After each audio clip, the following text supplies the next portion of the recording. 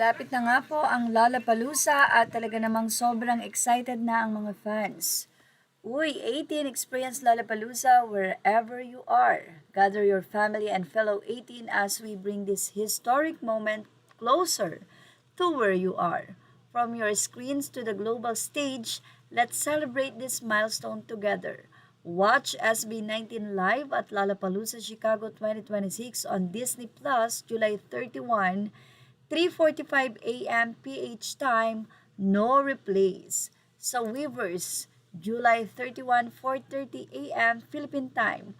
From the Philippines to the world, every stage is bigger because of you.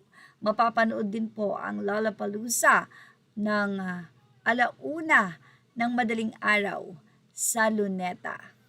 Narito pa ang ilang schedule and announcement. Lollapalooza Watch Party, Ayala Malls, July 31, Ayala Malls, Abriza, 6 p.m. Activity Center, Davao.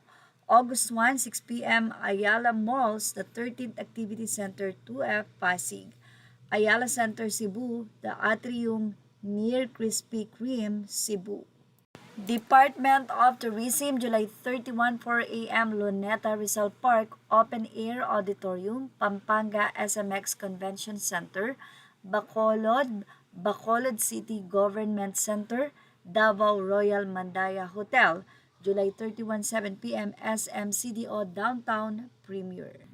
Mula mismo sa naging post ng SB19 3 hours ago, Uy 18, it's almost time for our biggest global stage yet. Join your fellow 18 at a watch party near you and let's make history together. Check the full schedule and watch party locations and be part of this historic moment with us. From the Philippines to the world, every stage is bigger because of you. More locations to be announced. Grabe, ang bongga naman. Sana sa Pangasinan din. Ang saya ko, honestly, full force na talaga. Thank you so much Tourism Philippines and Ayala. Last but not the least, of course, 18 mabuhay. Ang daming watch party, Pilipinas, mag-ingay. If this isn't love, ewan ko na lang, deserve so much. Say pa ng ilang 18, oo nga, huling beses nangyari ito sa Pilipinas time ni Manny Pacquiao. I hope majority would stop land time to watch and witness SB19 Lollapalooza performance. 18 pa, sanay sa puyatan yan, lalo't may great taste white, let's go.